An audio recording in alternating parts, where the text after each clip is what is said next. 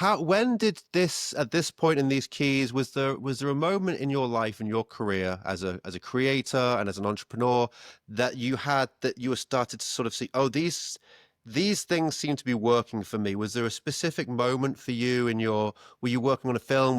Had you hit kind of a rock bottom? Was there a high point? Was there a shift in like, how do I go about to be more successful? How did this start to percolate in your mind for you? Yeah. I've always hit these hard places, whether it was like in the craziness of running a tech company and like facing not being able to make payroll, or, maybe I should stop drinking, or maybe I should move across the country to Montana and start a life there.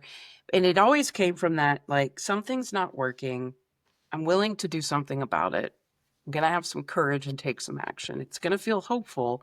And then I second guess myself. And it's come in all those moments of the what if, what if, what if. And it's all fear written.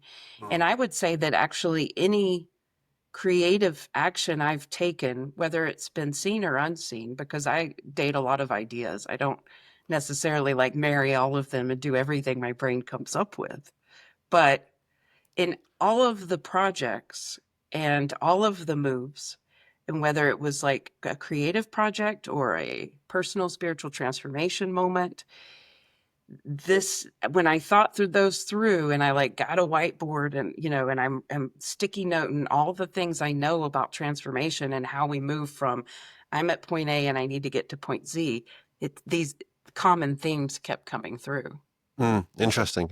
I love how you say you've dated a lot of ideas. You didn't marry them. Yeah. That's a good Yeah. analogy. I think I've slept with a lot of ideas, and they don't call back. They don't always call back the next day. I don't know what's going on there. I don't want to think about that too That's much. right. That's right. They don't always Yeah, call back. they don't always call. Um, the next one is storytelling, and this kind of reminds me of sort of classic cognitive behavioral therapy, classic CBT, right? Hmm. When we have a faulty narrative or distorted thought in our mind, and I think the stories we tell about ourselves are so formative and foundational. And that's what they discovered in cognitive behavioral therapy and why it's so helpful to people. What do you think about that? How do we reframe negative stories? And was there anything particular in your life when you thought that this is a faulty voice, this is a negative voice? Get the out of here. Get out of this my head, please. Was there any moment you had like that? Oh my God, every day. I mean, Yeah, right.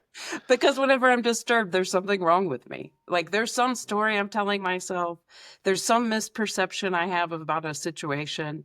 Mm, I think I'm the star of the universe, and and sometimes, most of the time, I don't understand that we're all here working together with our own stories. But it's the stories that like chain me, right? That keep me in mm, prison, that I want to shed and get rid of, and I really want to look at. I'll give you a specific example, which makes me giggle still. So, yeah.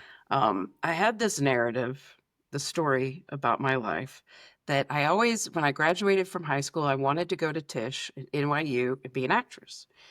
And my father said, "No daughter of mine is going to New York City to be an actress." And and in my mind, because my father told me that, I was not going to NYU to be an actress. So I did something else. I got a philosophy degree instead, which, I was like, I'll show him useful degree. I'm sure he was thrilled about that then. He's like, a what? But Right. anyway, so years later, when I was looking at my relationship with my father and doing some of that CBT work, um, I realized that that was a narrative I had about him and a resentment that I had. And I wanted to talk to him about it one time. And I just said, I always thought that I never went to NYU and I never went to New York to be on Broadway.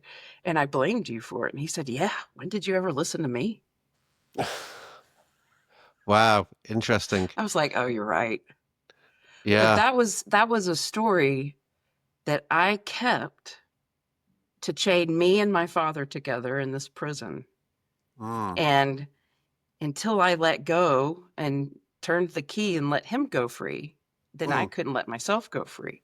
And so, what's important about letting go of these false narratives is it then frees me up to say, oh, yeah, I can make my own choices. And also, these people are not responsible for my choices. And I don't have to resent those that I love.